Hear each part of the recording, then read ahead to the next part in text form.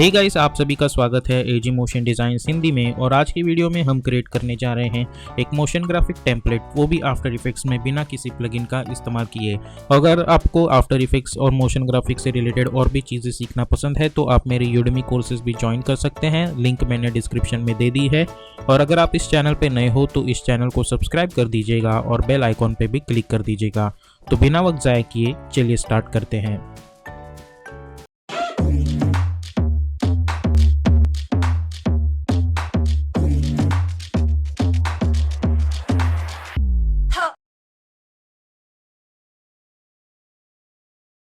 अभी हम आ चुके हैं एडोबी आफ्टर इफेक्ट में। सबसे पहले मैं एक नया कंपोजिशन क्रिएट करूंगा जिसे मैं नाम दे दूंगा मेन एनिमेशन। ओके, विड्थ हम रखेंगे 1920, हाइट रखेंगे 180, frame rate is 30, duration 1 minute long और बैकग्राउंड कलर मैंने रख दिया है ब्लैक कलर। और ओके पे हम क्लिक कर देंगे। उसके बाद हम जाएंगे choose grid and guide option में और टाइटल सेक्शन पे क्लिक कर देंगे। अब सबसे पहले मैं अपना पेन टूल सिलेक्ट करूंगा और यहाँ से लेके यहाँ तक शिफ्ट होल्ड करके मैं एक स्ट्रोक बना दूंगा और स्ट्रोक विड्थ रखूंगा 100 पिक्सल्स। उसके बाद इसे सिलेक्ट करो, control alt home, align tab में जाके अलाइन हॉरिजॉन्टली और अलाइन वर्टिकली, कुछ इस तरीके से। उसके बाद इस सर्च ऑप्शन में हम स्ट्रोक टाइप करेंगे जिसकी मदद से हमें स्ट्रोक के ऑप्शंस मिल जाएंगे। अब इसे हमें अनलॉक करना है और बट कैप की जगह हमें करना है राउंड कैप, ताकि इस तरीके की चीज़ हमें मिल जाए। ओके, अब इसे मिनिमाइज कर दो, ये भी हटा दो। अब हमें करना ये है कि वी प्रेस करूँगा मैं ताकि सिलेक्शन टूल सिलेक्ट हो जाए। कंट्रोल डी करके मैं इसे डुप्लीकेट करूँगा कुछ इस तरीके से। यहाँ पे कंट्रोल डी करके इसे डुप्लीकेट करते रहो तब तक जब तक ये पूरा कंपोजिशन फिलअप ना कर दे अगेन। ओके, अब इसे सिलेक्ट करो और अपना पेन टूल सिलेक्ट करो, जी शॉर्टकट की है उसकी, और इसकी जो स्टार्टिंग और एंड की जो वैल्यू है वो आप इसे एडजस्ट कर सकते हो कुछ इस तरीके से। ठीक है, सिमिलरली इस पॉइंट पे भी जी प्रेस करो और इसकी वैल्यू मैं कुछ इस तरीके से एडजस्ट कर देता हूँ। ओके, ये जो है जी प्रेस करो एक बार, यहाँ पे इसे यहाँ पे लाके रख दो कुछ इस तरीके से, और अगेन जी प्रेस करो और इसे जो है वो एरो की मदद से मैं इसे यहाँ पे लाके रख देता हूँ। सिमिलरली ये वाली चीज़ जी सिलेक्ट करो, इसे यहाँ पे लाके रख दो, जी सिलेक्ट कर दो, इसे यहाँ पे लाके रख दो। अब इसे मैं सिलेक्ट करूँगा। अब इन सभी लेयर्स को कंट्रोल ए करके सिलेक्ट करूँगा और सबसे पहले इसे सिलेक्ट कर देते हैं ऊपर वाले को और इसे थोड़ा सा एडजस्ट कर देते हैं नीचे। इन दोनों को भी थोड़ा सा इस तरीके से एडजस्ट कर देते हैं। अब इन सभी लेयर्स को सिलेक्ट करो, कंट्रोल डी करके डुप्लीकेट करो और नीचे लेके आ जाओ, पी फॉर पोजीशन, और इसे यहाँ पे हम लेके आएंगे कुछ इस तरीके से। और ये जो लास्ट लेयर है इसे हम डिलीट कर देंगे। इन सभी को सिलेक्ट करो और प्रॉपरली कंपोजिशन के बीच में लेके आओ। नाउ पी फॉर पोजीशन, हम एक की फ्रेम बना देंगे और इनिशियली इसे कंपोजिशन के आउट लेके आएंगे कुछ इस तरीके से, और फोर्थ पॉइंट पे जाके इसे हम ज़ीरो एंड कर देंगे। सॉरी, ज़ीरो नहीं बल्कि हमें खाली एक्सपोजिशन इसकी यहाँ से लेके यहाँ तक लेके आनी है कुछ इस तरीके से। ओके, तो ये तो हो गया फर्स्ट सिनेरियो। अगर आप इसे देखें तो हमें कुछ इस तरीके की एनिमेशन मिल रही होगी। अब ये जो की फ्रेम्स है इसे हम आगे पीछे कुछ इस तरीके से अल्टरनेटली एनिमेट कर देंगे जिससे हर एक की स्पीड अलग अलग होगी कुछ इस तरीके से। ओके, तो हर एक का स्पीड अलग अलग होगा। अब अल्ट क्लिक करके हम इसे स्टॉप वॉच पे लूप आउट एक्सप्रेशन दे देंगे और इस लूप आउट एक्सप्रेशन को हम कंट्रोल सी करके कॉपी करेंगे और सभी को पेस्ट कर देंगे। अल्ट होल्ड करके कंट्रोल वी, अल्ट होल्ड करके कंट्रोल वी, अल्ट दबा के control V, alt control V, alt दबाने के बाद कंट्रोल वी, अल्ट दबाओ कंट्रोल वी। ओके, तो इससे होगा ये कि ये जो एनिमेशन है ये हमें एक लूपिंग फॉर्मेट में मिल जाएगा और उसके बाद ये एनिमेशन होने के बाद भी वो एनिमेशंस वापस आ जाएंगे कुछ इस तरीके से। ओके, तो अब इस लेयर्स को सिलेक्ट करना है, कंट्रोल शिफ्ट सी करेंगे और हम इसे नाम दे देंगे एक। ओके, F4 प्रेस करो और इस ऑप्शन पे हमें क्लिक करना है। उसके बाद हमें इसे रोटेट करना है, S फॉर स्केलिंग ऑप्शन, और इसे स्केल कर देना है कुछ इस तरीके से। तो अब जब मैं एनिमेशन देखूंगा मुझे कुछ इस तरीके की चीज़ मिल रही होगी।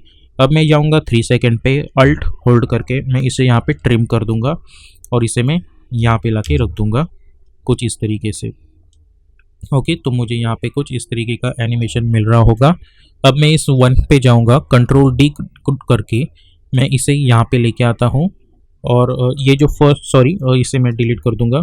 इस वन को लेके कंट्रोल डी करके डुप्लीकेट करो और यहाँ पे जो 2 है अल्ट होल्ड करके इसे रिप्लेस कर दो। अब इसके अंदर चले जाएंगे, सभी को सिलेक्ट करेंगे हम लोग, और इसकी जो स्ट्रोक वैल्यू है वो हम बढ़ा देंगे कुछ इस तरीके से।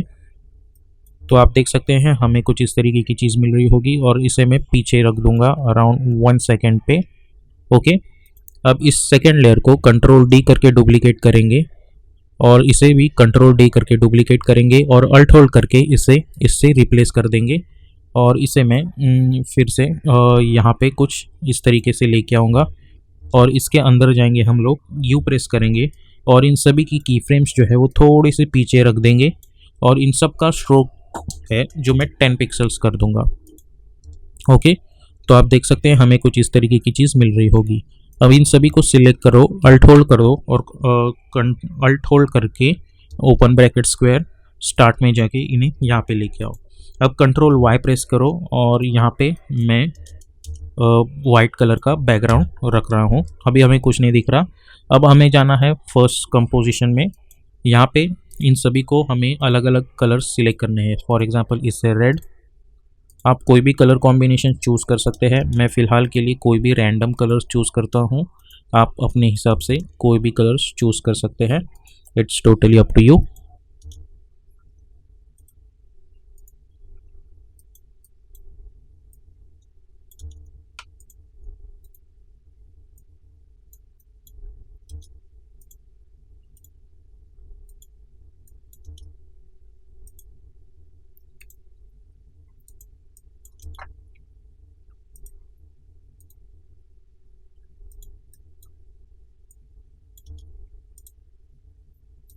ओके, तो अब जब इस चीज़ को मैं मेन एनिमेशन में देखता हूँ तो आप देख सकते हैं मुझे कुछ इस तरीके की चीज़ मिल रही है।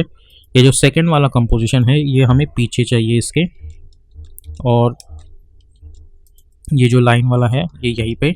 अब इस सेकंड वाले कंपोजिशन में जाता हूँ और यहाँ पे इन सभी को मैं थोड़ा ग्रेइश कलर चूज़ करूँगा। ग्रेइश नहीं बल्कि ब्लूइश कलर में जाके कुछ इस तरीके का कलर चूज़ करने वाला हूँ मैं। तो आप देखेंगे कि यहाँ हमें कुछ इस तरीके की चीज़ यहाँ पे मिल रही होगी। ओके, तो इस तरीके से हम इसका बैकग्राउंड इस तरीके का बना सकते हैं। ओके, अब इन सभी को सिलेक्ट करो, right click, go to the layer styles, और हम चूज़ करेंगे बेवल एम्बॉस। बेवल एम्बॉस के अंदर जाएंगे और साइज़ हम रखेंगे इसकी कुछ इस तरीके से, और ओपेसिटी रखेंगे यहाँ पे शेडो कलर की 20 यहाँ पे स्पेसिफिकली फॉर दिस वन, और चलो 10 रख देते हैं कुछ इस तरीके से। अब इस बेवल एम्बॉस को हम कॉपी करेंगे और फर्स्ट वाले पे पेस्ट करेंगे, सिमिलरली थर्ड वाले पे भी, ताकि हमें कुछ इस तरीके की चीज़ मिल रही होगी।